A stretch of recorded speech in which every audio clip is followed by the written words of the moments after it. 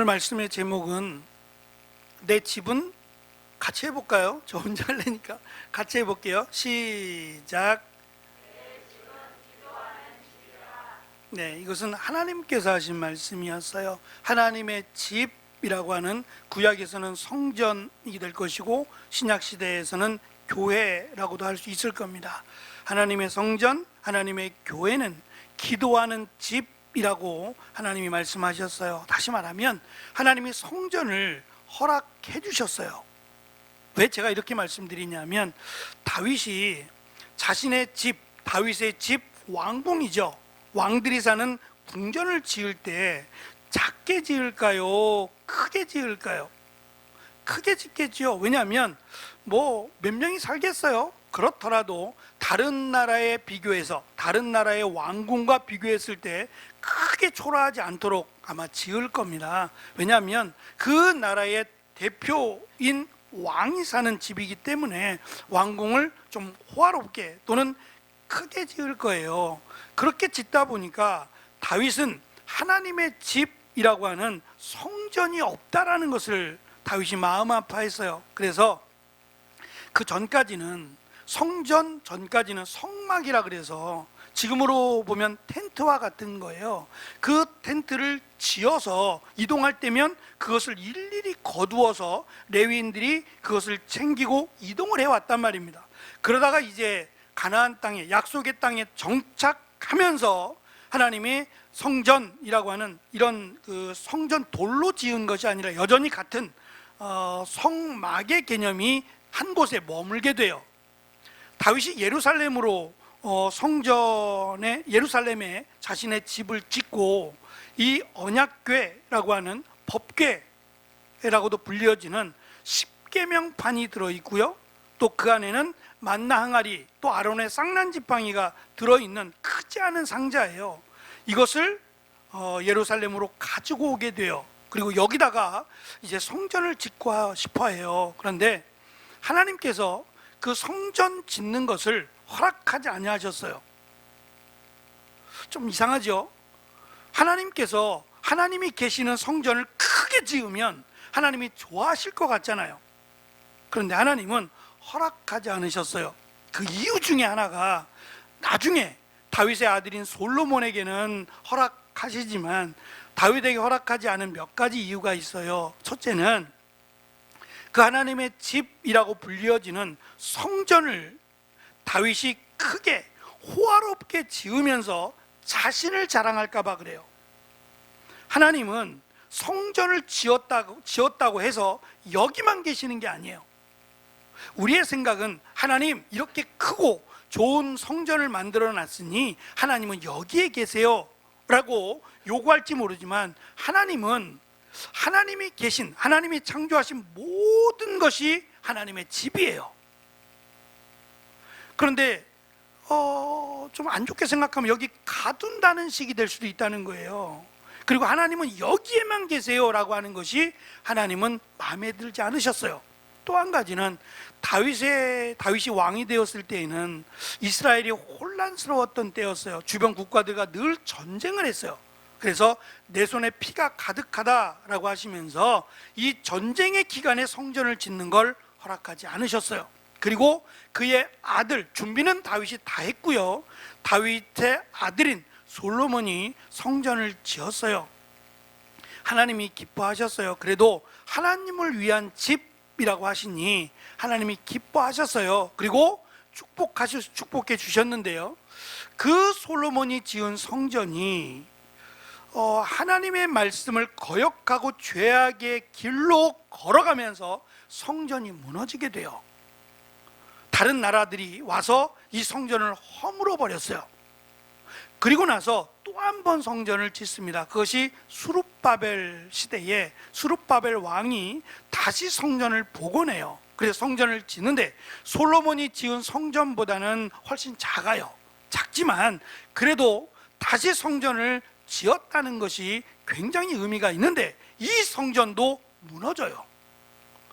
무너지고 나서 다시 성전을 지을 생각을 못해요. 왜 못 짓느냐 하면 이미 언약궤라고 하는 것이 사라져 버렸어요. 정확하게 언제라고 하는 건 알 수 없지만 아마도 솔로몬 성전이 무너질 때에 사라지지 않았을까? 학자들은 그렇게 이야기합니다. 그러면 언약궤가 없는 상태에서 수룹바벨 성전이 지어진 걸까? 그러면 예수님 당시에 헤롯이 요한복음 2장에 보면 46년이 걸렸어요. 꽤 오래 걸렸죠. 46년에 걸쳐서, 물론 이 성전 자체가 커요. 아무리 크다고 해도 46년이나 걸릴까요? 헤롯이 의도적으로 이렇게 길게 성전 건축을 했어요. 왜냐하면 이스라엘 백성들이 가장 원하던 것이 성전 건축인데, 헤롯은 왕이 될 자격이 없어요. 이스라엘의 왕은 이스라엘 사람이 되어야 되는데, 헤롯은 에돔 사람이라거든요. 에돔 족속이란 말이에요. 그러니까 왕이 될 수 없어요. 그런데 이 로마에 이렇게 붙어서 로마에서 파견한 왕이 된 거예요. 로마가 세계를 정복하고 이스라엘을 노예로 삼았잖아요. 그리고 나서 헤롯을 이스라엘의 왕으로 세워버린 거예요, 로마가. 그러니까 울먹겨자먹기로 어쩔 수 없이 헤롯이 왕이 됐는데, 이스라엘 백성들이 협조 안 하겠죠. 너는 우리의 왕이 될 자격이 없어 하면서 계속 이렇게 안 좋은 관계가 되다 보니까 헤롯이 이 관계를, 자신이 왕이 된 것을 따라주라고 하는 의미로 이스라엘 백성들이 가장 원하던 성전을, 그것도 오랜 시간에 걸쳐서 세우게 된 거예요. 여기에 과연 언약궤가 있었는가? 그럼 언약궤가 없어도 성전을 세울 수 있는가? 여러 가지 의문이 들어요. 우리가 정확하게 이야기할 수 없지만 어쨌든 이스라엘 백성들은 이 46년 또는 43년에 걸쳐서 세운 헤롯 성전을 기뻐했다 그랬어요. 그래서 마태복음 24장에 가면 성전에서, 예루살렘 성전에서 나올 때에 제자들이 예수님을 보고 마치 자랑하듯이, 예수님, 이 웅장한 성전을 좀 보세요, 하나님이 얼마나 기뻐하실까요? 등등의 자랑을 할 때에 예수님께서 제자들에게 이렇게 말씀하셨어요. 오늘 말씀 44절에도 있는데요, 예수님께서 제자들에게 돌 하나도 돌 위에 남지 않고 다 무너뜨려지리라 라고 말씀하셨어요. 그리고 이 헤롯이 지은 웅장한 성전이 로마에 의해서 다 무너져요. 지금 예루살렘 성지순례로 가면 통곡의 벽이라고 하는 벽만 남아있어요. 아무것도 없고 다 없어져 버렸어요. 다 없어지고 말씀대로 벽만 이렇게 흔적만 남아있어서 가보면 유대인들 뭐 이렇게 수염을 이렇게 기르거나 이렇게 머리털 여기를 이렇게 길러서 옷을 입고 벽을 붙들고 막 흔들면서 기도하는 모습을 볼 수 있어요. 거기다가 이게 구멍이 뚫린 곳에는 기도 제목들을 다 이렇게 꽂아놨어요. 가보면 이게 벽들 틈이 있으면 그 틈에다가 기도의 제목들 또는 말씀들을 적어가지고 거기다 다 이렇게 구멍마다 꽂아놓고 이렇게 몸을 흔들면서 기도하는 모습을 볼 수 있어요. 기록된 바라고 하는 말씀의 의미가 그거예요. 하나님이 허락하신 이유가 있는 거예요. 원래는 하나님이 이곳에만 계시지 않아요. 성전에만 계시겠어요? 하나님은 어디에나 계시거든요. 그런데도 하나님과 관련된 구별하여 기도하는 장소로, 또 하나님께 나아가는 특별히 거룩한 장소로 허락을 하시면서 이곳은 거룩한 곳이어야 되고 특별히 기도하는 집이어야 한다라고 하시며 허락하셨어요. 문제는 이 거룩한 집이 되어야 되는 예루살렘 성전이 오늘 말씀해 보면 강도의 굴혈 또는 강도의 소굴이 되었다라고 하신 거예요. 결국은 기도하는 자리가 아니라, 기도하는 장소가 아니라 장사꾼들이 장사하며 돈을 버는 장소가 되어버렸어요. 저는 아직 영국이라고 하는 나라를 가보지 못했습니다만, 영국이 우리보다 훨씬 먼저 신앙생활을 했던 사람들이잖아요. 그 영국에 가면 지금도 교회의 모습이 남아있다 그래요. 허물지 않고. 그들은 이런 문화들을 굉장히 소중하게 여기거든요. 그래서 집을 허물질 않고요, 유명한 집이라고 하면 길도 이 집을 허물지 않고 이게 돌아서 길을 만들기도 할 정도예요. 그런데 이 거룩한 교회로 세워졌던 교회들이 상당히 많은 교회가 카페가 되어버렸다고 해요. 사람들이 없으니까요.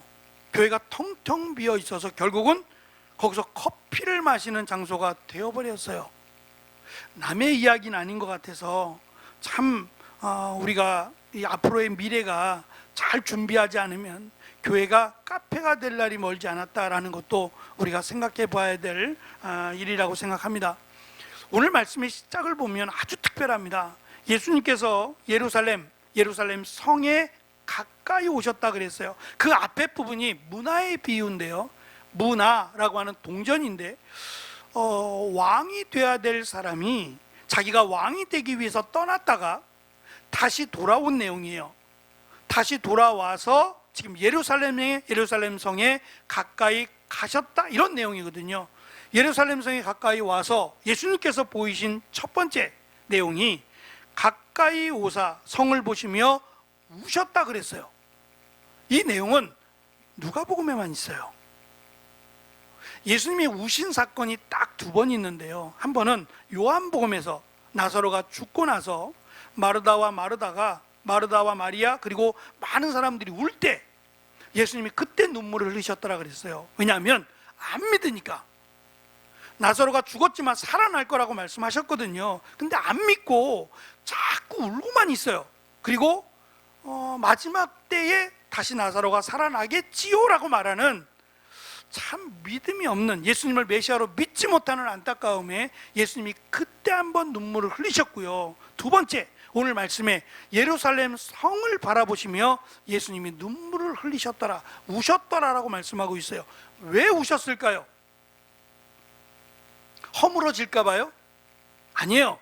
예수님은 허물어져야 하리라 그랬어요. 허물어지는 것이 마땅하다 그랬어요. 문제는 예루살렘 성전의 기능이에요. 기도하는 집이라고 말씀하셨는데 기도하는 집이 아니라 오히려 이스라엘 백성들을 타락의 길로 만드는 강도의 소굴이 되어버렸기 때문에 안타까우신 거예요. 예루살렘 성전이 없어지면 이제는 강도의 소굴이 없어질까요? 아니에요. 또 다른 무언가가 강도의 소굴이 되어서 또 이들을 하나님에게서 멀어지게 하는 일들이 앞으로 많아질 거예요. 그래서 안타까워서, 믿음의 사람들을 보니, 제자들을 보니 안타까워서 정말 이들을 위한 거룩한 장소가 사라지게 됨을 안타까워하시며 눈물을 보이셨다라고 말씀합니다. 그 다음 42절에 보면 왜 그렇게 됐느냐, 왜 예루살렘 성전이 무너져야 되느냐 말씀드린 강도의 소굴이 되었기 때문이에요. 그런데 그 근본적인 이유에는 42절에 있는 것처럼 평화에 관한 일을 너희가 알았더라면 이렇게 되지 않았을 거라는 거예요. 누가복음을 시작하면서 예수님을 찾아왔던 세 부류의 사람들이 있어요. 아기 예수님을 찾아왔던 그 중에 한 부류가 동방박사예요. 아니, 목자들이에요. 근데 그 목자들에게 천사가 나타나서 하는 말이 있어요. 우리가 잘 아는 하늘에는 영광이요 땅에서는 기뻐하심을 입은 사람들 중에 평화로다. 이 평화가 예수님을 상징하는 거예요. 그러니까 전쟁이 없어지는 평화가 아니라 더 이상 전쟁, 죽음, 이런 그 내일에 대한 염려가 사라지는 거예요. 왜냐하면 예수님이 평화의 왕이시고 이 모든 것을 다스리시고 창조하신 분이 예수님이기 때문에 그래요. 그러니까 그 예수님이 오셨고 그 예수님을 믿음이 있다면 이제는 죽음에 대해서, 내일 일에 대해서 두려워하거나 근심하지 않게 될 것이다 라고 하는 예언의 말씀이었고, 그 말씀대로 너희가 평화라고 하는 평화의 왕 예수님을 믿었더라면 이 성전이 이렇게 되어버리진 않았을 것이다. 예수님이 원하시는 성전 청결이라고 하는 것은 성전을 깨끗하게 하는 게 아니에요. 성전이 무너지는 거예요. 왜냐하면 이제는 성전이 필요 없어요.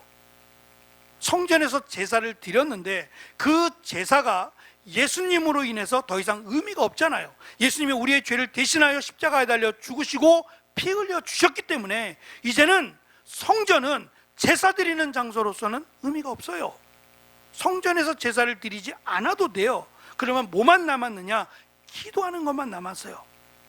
그러면 굳이 성전이 아니더라도 자그마한 다락방이어도 이제는 기도할 수 있는 장소만 되면 된다는 거예요. 그래서 우상이 되어버린, 마치 제자들조차 자랑하는 46년이나 걸려서 만들었습니다. 이 엄청나고 웅장한 성전을 보세요. 하나님이 얼마나 기뻐하실까요? 하나님이 얼마나 우리와 함께 하실까요? 라고 자랑하고 있는 그 모습이 너무 안타까우신 거예요.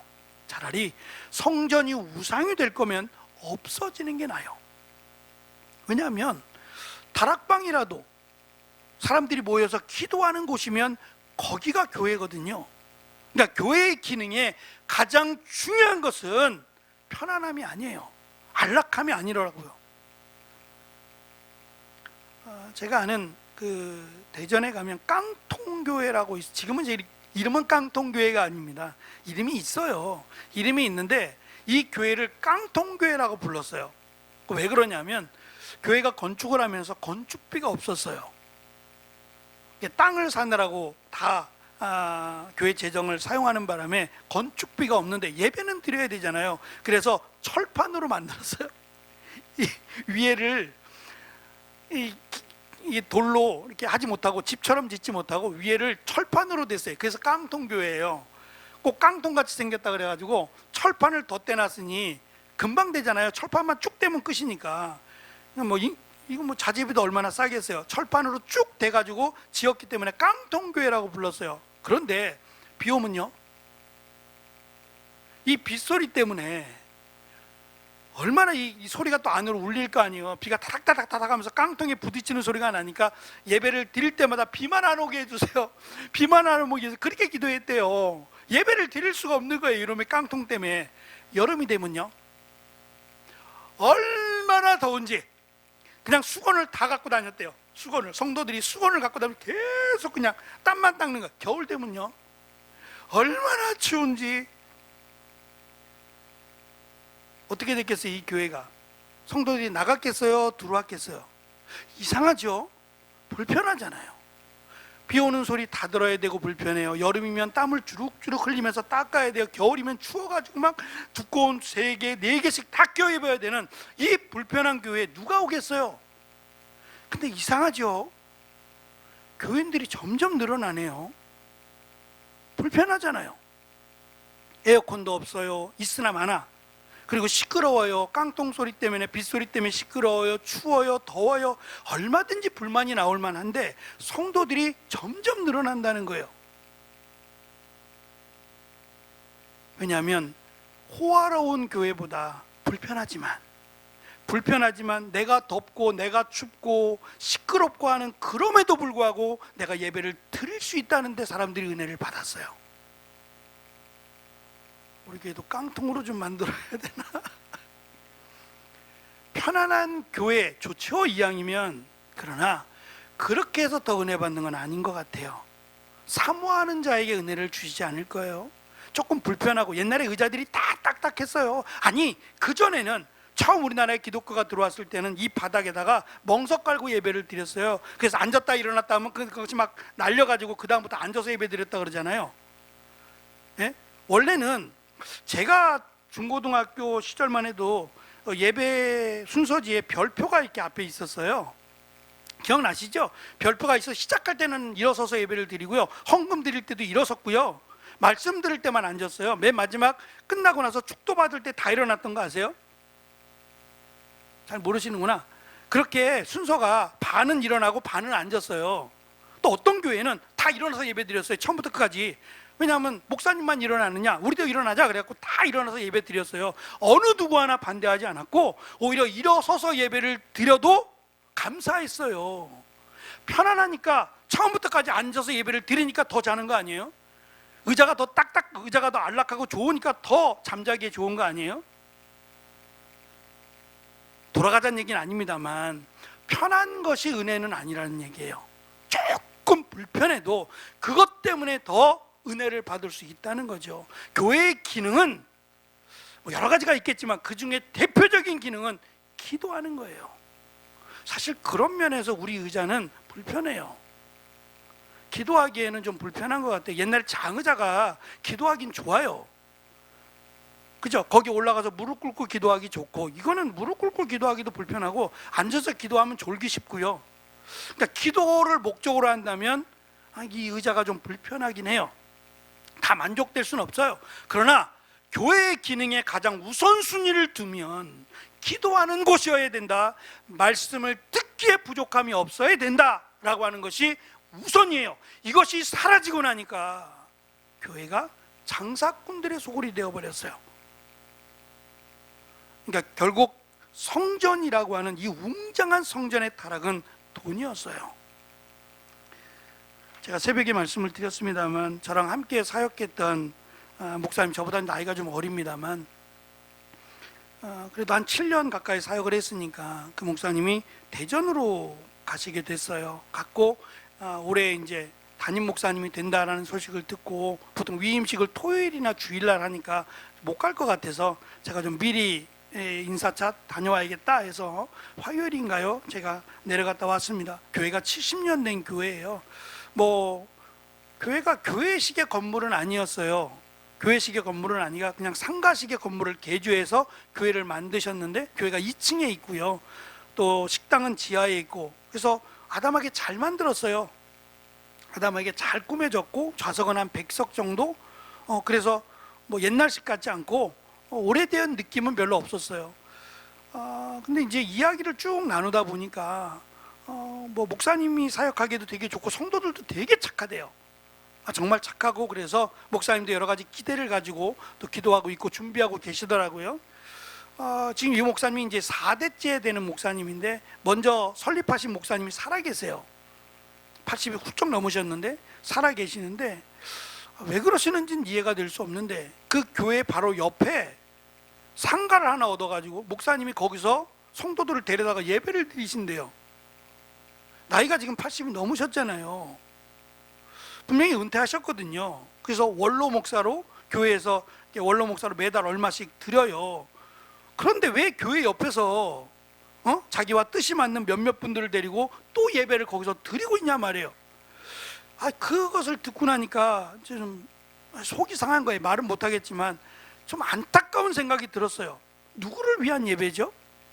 하나님이 이 예배를 기뻐하실까요? 예배를 받으시는 거죠. 우리는 드리는 거고요. 우리가 아무리 예배를 드려도 하나님이 싫어, 그럼 그 예배는 아무런 의미가 없어요.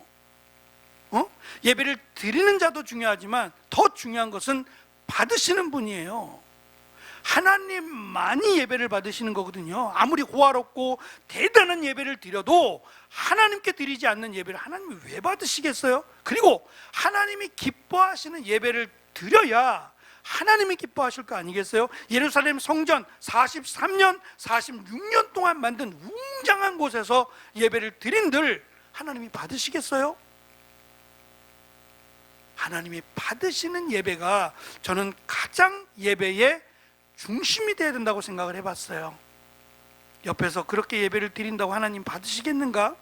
그러면 뭐하러 그 시간에 그렇게 예배를 드릴까요? 그냥 목사님이 그 교회 뒤에 가서 기도하고 이 교회가 잘 되도록 새로운 목사님과 함께 건강하게 잘 세워지도록 기도하시는 것이 목사님이 해야 될 일이 아닐까요? 굳이 그 나이에 따로 사람들을 모아놓고 데려다가 예배를 드려야 될 이유는 없는 것 같아요. 예수님께서 원하시는 예배, 그리고 예수님께서 마지막 이제 예루살렘에 들어가서 십자가에 달리시기 전에 원하시는 교회라면 그 교회가 크냐 작냐를 말씀하지 않으세요. 오히려 큰 교회 아니에요. 헤롯 성전보다 더 큰 교회는 아마 없을지도 모르는데요, 이 땅에는. 근데 그렇게 큰 교회가 무너져야 되리라라고 말씀하셨다면, 하나님께서 원하시는 예배, 하나님이 기뻐하시는 교회는 이 건물로서 규모를 보는 건 아니다라는 생각이 들어요. 스페인어인데요, 스페인어로 퀘렌시아라고 하는 단어가 있대요. 퀘렌시아, 이 단어는 투장에서 쓰는 단어래요. 투장에서. 우리에게는 익숙하지 않지만 스페인은 투의 나라니까, 이게 소가 투사들하고 싸우는 거예요. 뭔지는 아시죠? 그 투사들이 이 소가 흥분하는 색깔, 빨간색을 보면 흥분한다네요. 그래서 빨간색의 깃발을 들고 소를 유혹하고 그럼 소가 화가 나잖아요. 화가 나서 그것을 들이받으려고 오는, 그걸 보는 거예요. 좀 어찌 보면 좀 동물을 학대한다고 하는 사람들도 있거든요. 좀 잔인하다. 근데 이것 어찌 그들에게는 스포츠예요. 근데 이 투 경기장에서 보는 이 투사와 이 소와의 이 싸움 속에서 이 소가 이 투사를 받으려고 막 득달같이 달려들잖아요. 그렇게 몇 번 하고 나면 소가 힘들어요. 그래서 막 씩씩거리고 소가 이렇게 막 숨을 내뿜는 시간이 있대요. 그런데 이 경기장 안에는 이 소만의 장소가 있다네요. 저도 잘 못 봐서 투구장을. 투구장에는 사람들이 잘 안 보이는 소만의 장소가 있대요. 그래서 이 소가 씩씩거리고 힘들면 거기로 간대요. 그 자기만의 자리가 있다네요. 거기에 가서 숨을 고르게 쉰대요. 숨을 고르게 쉬고 힘을 충전했다가 다시 이제 투구사를 향해서 그 빨간색의 천을 향해서 달려든대요. 그 소가 쉬는 자리, 소가 늘 힘들고 지치면 가서 쉬는 자리를 쾌렌시아라고 부른대요. 짐승은 자기가 쉬어야 될 때를 안답니다. 그래서 누가 시키지 않아도 동면의 시간을, 개구리나 뱀은 동면의 시간을 안대요. 그리고 자기만의 자리가 있대요. 여기에 가면 누구의 침략도 받지 않아. 여기에 가면 안전해 라고 하는 나만의 쾌렌시아가 있대요. 그래서 거기에 들어가서 안전하게 동면을 하고 그 다음에 이제 나온다는 거죠. 소도 그곳에 가서 쉬고 충전해서 다시 이제 투의 모습으로 변하게 되죠. 교회가 쾌렌시아가 되어야 된다라는 생각을 했어요. 지치고 세상 가운데 얼마나 힘들고 지치겠어요. 빛의 사명을 주셨는데 이 빛이 힘들면 빛의 역할을 잘 할 수가 없어요. 빛이 좀 소모되기도 하지 않을까요?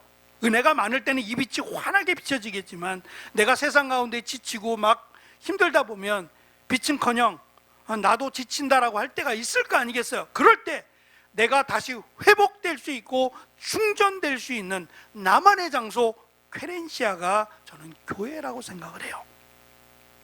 힘들고 지칠 때 교회에 와서 언제든지 와서 기도하시고 하나님 도와주세요, 하나님 나에게 힘을 주세요라고 마음껏 부르짖을 수 있는 자리, 바로 교회가 나만의 쾌렌시아가 되기를 바랍니다. 그래서 이 자리에서 채워지고 이 자리에서 회복이 되어서 세상 가운데 빛으로 살아갈 수 있는, 충전되어지고 은혜가 채워지는 자리, 그 자리가 우리 교회로서의 쾌렌시아가 되었으면 좋겠어요. 성전이 그 기능을 감당했다면 무너지지 않아도 되었을지 모르겠어요. 크냐 작냐가 중요한 게 아니라 그 기능을 다하느냐가 저는 가장 중요하리라고 생각해요. 하나님이 받으시기에 기뻐하는 예배를 드리는 교회, 그리고 내가 마음껏 교회에 와서 찬양 드리며 하나님께 기도할 수 있는 교회, 바로 그 교회가 쾌렌시아의 역할을, 안식처라고 하는 뜻인데요, 안식처의 역할을 감당하는 우리 교회가 되기를 간절히 축원합니다. 기도하겠습니다.